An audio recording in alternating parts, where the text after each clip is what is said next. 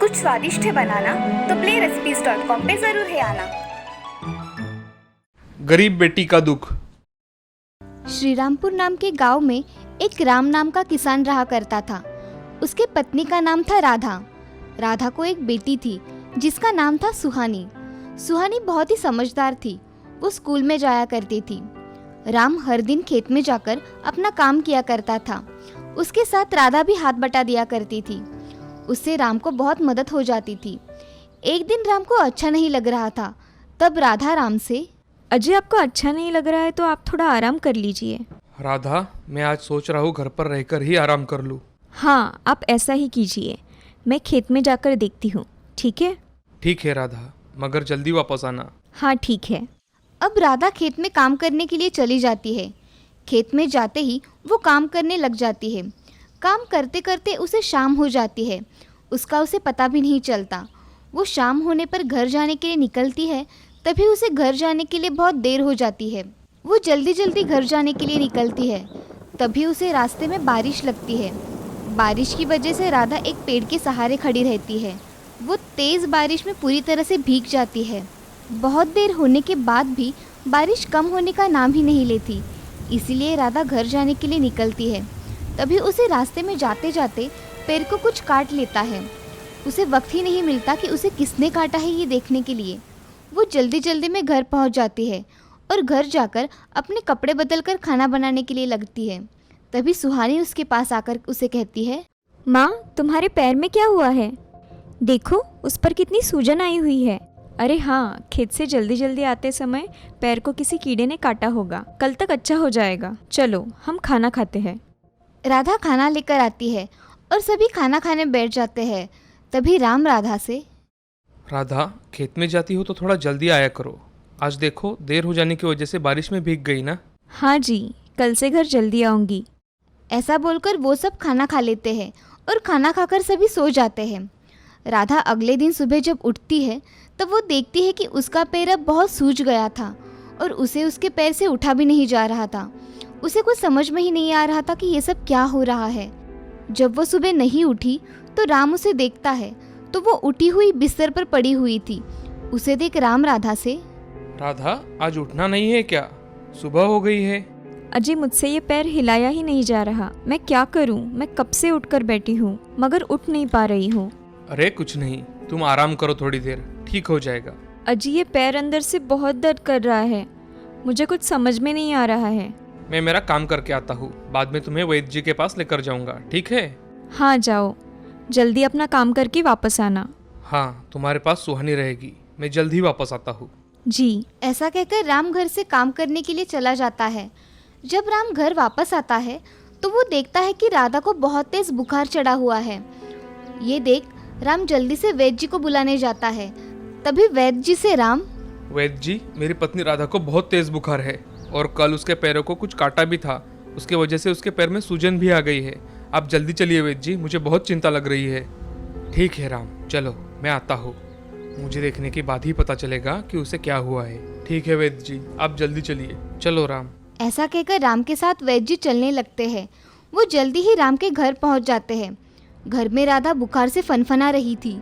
उसका तेज बुखार देख वैद्य जी चिंता में डूब गए। वो उसके पैर के पास देखते हैं तो उसे जहरीले कीड़े ने काटा था। ये सब देख वैद्य जी, राम, राधा को ये सब कल ही हुआ है ना? हाँ वैद्य जी, कल ही उसे कुछ काटा है।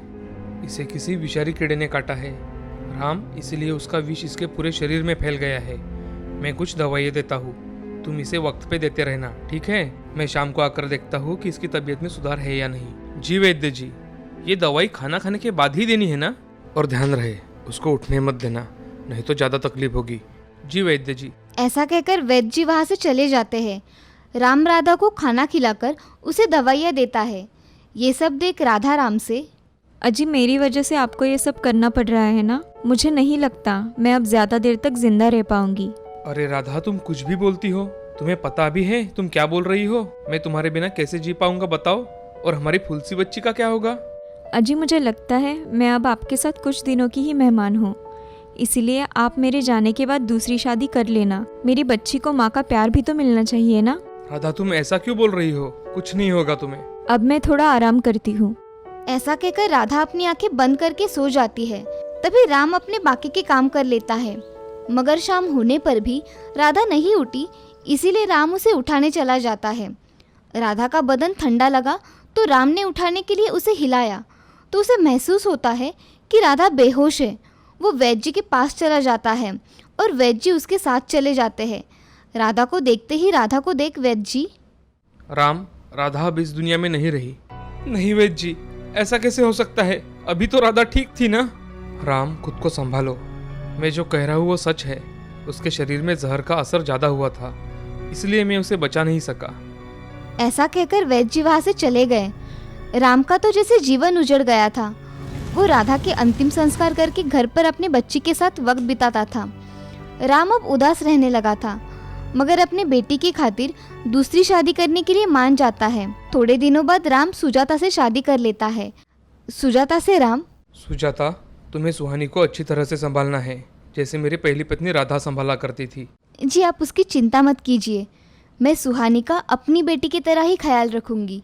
ऐसा कहकर सुजाता सो जाती है। सुहानी की आंखों में आंसू आ जाते हैं।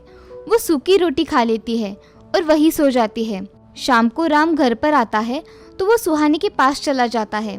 सुहानी का चेहरा उसे उतरा हुआ दिखाई देता है। वो सुहानी को उठाकर पूछता है, सुहानी बेटी, यहाँ ऐसे क्यों सोई हुई हो? क्या हुआ है तुम्हें? सब ठीक है ना? हाँ पिताजी, मैं ठीक हूँ, मुझे कुछ नहीं हुआ। आज तुम्हारा चेहरा क्यों उतरा हुआ है? मुझे बताओ जरा। पिताजी, मेरी पहली माँ कितनी अच्छी थी। मुझे खाना अच्छा नहीं लगा तो मुझे दूसरा बना कर देती थी, मगर ये माँ ऐसा नहीं करती। ऐसा कहकर वो उठने लगती है। तभी राम सुहानी से, क्यों बेटा, तुम्हें ये माँ अच्छी नहीं लगती? अच्छी लगती है पिताजी, मगर वह मुझसे अच्छा बर्ताव नहीं करती। मेरी पहली माँ देर हो गई तो डांटती थी। ये माँ बोलती है कि अगर तुम घर पर जल्दी नहीं आई तो तुम्हें खाना नहीं दूंगी, और वो ऐसा ही करती है। वो बिल्कुल अच्छी नहीं है। मुझे घर के सारे काम करने पड़ते हैं। क्या तुम्हें घर के सारे काम करने पड़ते हैं? हाँ पिताजी, मगर माँ को मत बताना कि मैंने आपको ये बात बताई है, नहीं तो माँ मुझे सजा देगी। ठीक है सुहानी, मैं चलता हूँ, तुम जाओ खेलो जरा। हाँ पिताजी। ऐसा कहकर राम वहाँ से चला जाता है। राम जाकर सुजाता के कमरे में चला जाता है। सुजाता कमरे में आराम कर रही थी। तभी राम सुजाता से, सुजाता, मैंने तुमसे कहा था ना कि सुहानी को कुछ तकलीफ नहीं होनी चाहिए, फिर भी तुम उससे बुरा बर्ताव कर रही हो। जी आपको किसने बताया कि मैं उसके साथ बुरा बर्ताव करती हूँ? मुझे किसी ने कुछ बताने की जरूरत नहीं है, दिखता है मुझे, समझी? उसके साथ अच्छा व्यवहार किया करो। जी मैं उससे अच्छा बर्ताव करती हूँ, आपको गलतफहमी हो गई है। मुझे कोई गलतफहमी नहीं हुई है, तुम्हें हुई है, समझी? आज से तुम उसके साथ अच्छा बर्ताव करोगी, समझी? ठीक है। ऐसा कहकर सुजाता चुप हो जाती है और मन में ठान लेती है कि मैंने अगर तुम्हें मजा ना चखाया तो मेरा नाम भी सुजाता नहीं, समझी? ऐसा कहकर वो काम करने में लग जाती है। वो सुहानी से बहुत सारे काम करवाया करती थी। अब की बार अगर उससे कोई गलती हो जाती थी तो उसकी उसे सजा मिला करती थी। एक दिन सुजाता किचन में काम कर रही थी, तभी उसके हाथ से तेल की कढ़ाई गिर जाती है। सुजाता सुहानी की ओर देखती है तो सुहानी के पैर पर तेल पड़ा था। वो रो रही थी, उसके पैर पर बहुत बड़े छाले पड़े थे। तभी सुजाता सुहानी से, अरे इतना रोने की क्या बात है, थोड़ा ही तो तेल गिरा है, ज़्यादा नाटक मत करो। माँ, बहुत जल रहा है, आग हो रही है पैर में। जाओ जाकर पानी डालो उस पर, समझी? सुहानी लंगड़ाते हुए वहाँ से चली जाती है। मगर इधर सुजाता खुश थी, उसकी वजह से सुहानी को दर्द हुआ था। अब सुहानी पैर को लेकर रोती है और एक जगह बैठकर सो जाती है। तभी शाम के समय उसके पिताजी आते हैं। वो देखते हैं कि सुहानी के पैर में तो छाले पड़े हुए हैं। वो सुहानी को उठाते हैं और, अरे सुहानी बेटा, ये तुम्हारे पैर को क्या हुआ है? कुछ नहीं पिताजी, मुझसे गलती से हो गया, माँ की इसमें कोई गलती नहीं है। राम मन ही मन सोचता है, ये सब सुजाता नहीं किया होगा, तभी तो सुहानी डर के मारे कुछ नहीं बता रही मुझे। कुछ करना पड़ेगा, ऐसा ही चलता रहा तो सुहानी के जान पर भी बीत सकती है। कुछ सोच सुजाता को बाहर बुलाता है।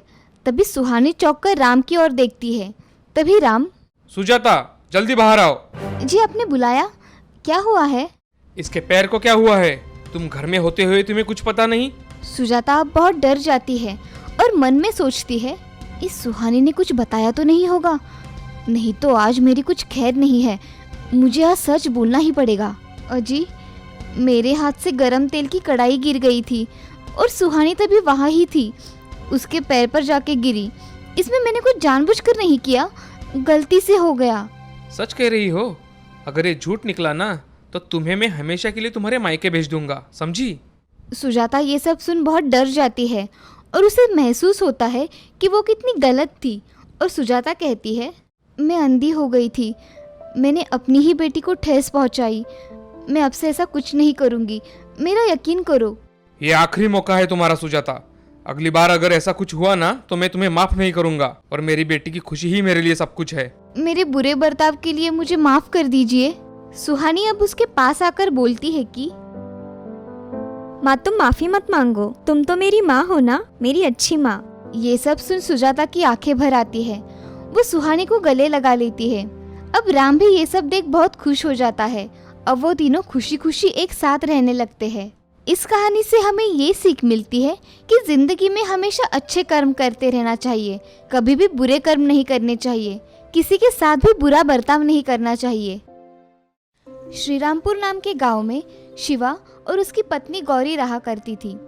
उनको एक 15 साल की लड़की थी जिसका नाम था स्वीटी। उनके घर के बाजू में उसका दोस्त शंकर और उसकी पत्नी जानकी रहा करती थी। उनको भी एक बेटा था जिसका नाम था गणेश। गणेश बहुत ही समझदार और होशियार लड़का था, मगर उसका खुद पर विश्वास बहुत ही कम था।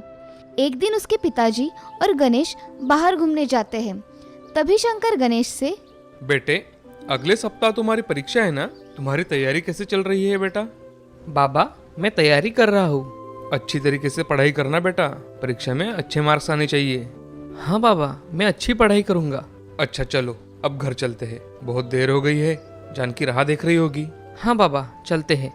दोनों बातें करते करते घर आ जाते हैं और खाना खाकर सो जाते हैं। अगले दिन गणेश स्कूल में चला जाता है। गणेश और स्वीटी एक ही क्लास में पढ़ा करते थे। आज गणेश स्वीटी को सोच में डूबा दिखाई देता है।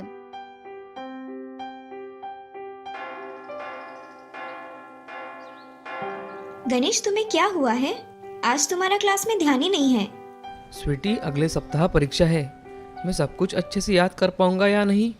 तुम कितनी अच्छी तरह से पढ़ाई करते हो, तुम चिंता मत करो, तुम्हें सब कुछ अच्छे से याद आएगा। लेकिन मुझे ऐसा नहीं लगता। अच्छा, एक काम करो, तुम कल सुबह जल्दी स्कूल आ जाना। मैं तुम्हारे लिए एक चीज लेकर आऊंगी जिसे देखकर तुम बहुत खुश हो जाओगे। क्या चीज है वो स्वीटी? तुम कल आकर खुद देख लेना, ठीक है? चलो अब क्लास शुरू हो जाएगी। हाँ चलो। ऐसा कहकर स्वीटी और गणेश क्लास अटेंड करने के लिए चले जाते हैं।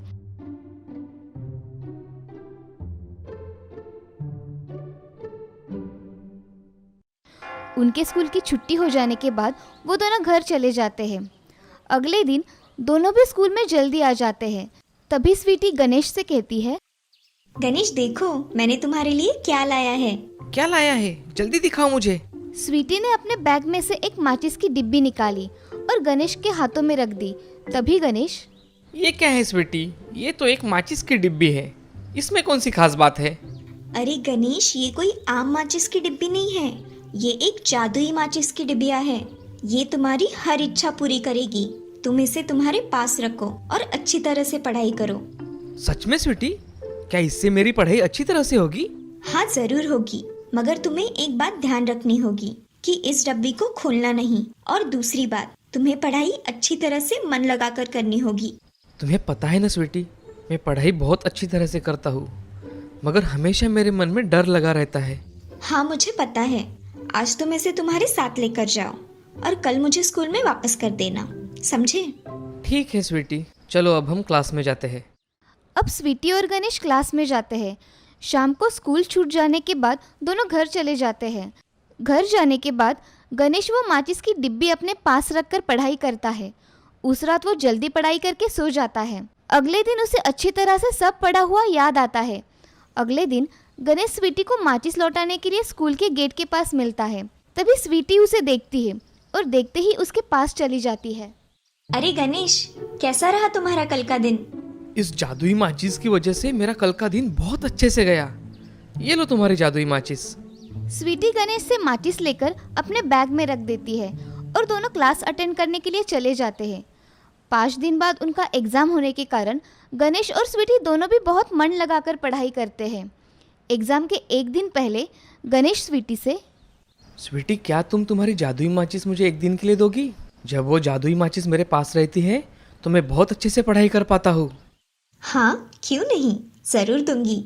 मगर तुम्हें पता है ना, इसको खोलना नहीं और तुम्हें मन लगाकर पढ़ाई करनी होगी। हाँ, मुझे याद है।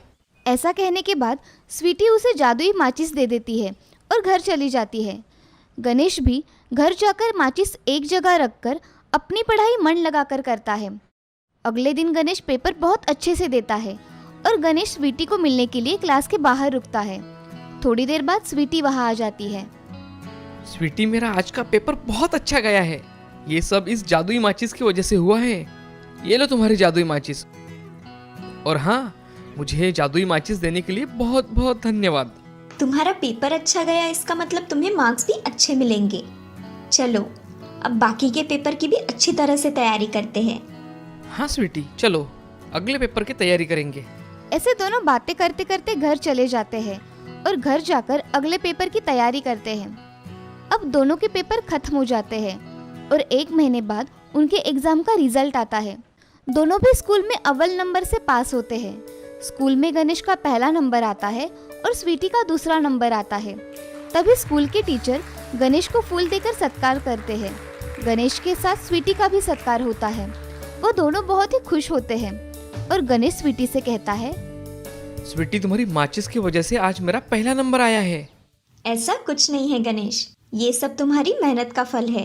ये सब उस जादुई माचिस की वजह से ही हुआ है स्वीटी, तुम्हें तो सब पता है। गणेश, अब मैं तुम्हें जो भी बात बताने वाली हूँ वो ध्यान से सुनो। मैंने तुम्हें जो माचिस दिखाई थी ना, वो कोई जादुई माचिस नहीं है, वो एक साधारण माचिस है। तुम्हारे मन में आत्मविश्वास उत्पन्न करने के लिए मैंने तुमसे ये झूठ बोला था। ये देखो, ये एक साधारण माचिस है। ये सब तुम्हारी मेहनत का फल है गणेश। मैंने सिर्फ तुम्हारी थोड़ी सी मदद करने के लिए ये सब किया था। क्या कह रही हो तुम?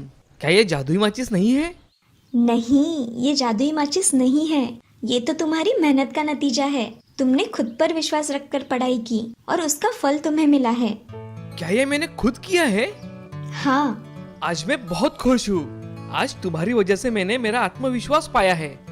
अब मैं खुद से सब कुछ कर सकता हूँ। हाँ गणेश, अब तुम्हें ऐसे कोई माचिस की जरूरत नहीं पड़ेगी। गणेश बहुत खुश हो जाता है और स्वीटी वो माचिस अपने बैग में रख देती है। अब गणेश हमेशा खुद पर विश्वास रखकर पढ़ाई करता है और सफल होता है। इस कहानी से हमें ये सीख मिलती है कि जिंदगी में हमेशा खुद पर विश्वास रखना चाहिए और उसी के साथ आगे बढ़ना चाहिए। वो कहते हैं ना, जहाँ चाह है वह राह है।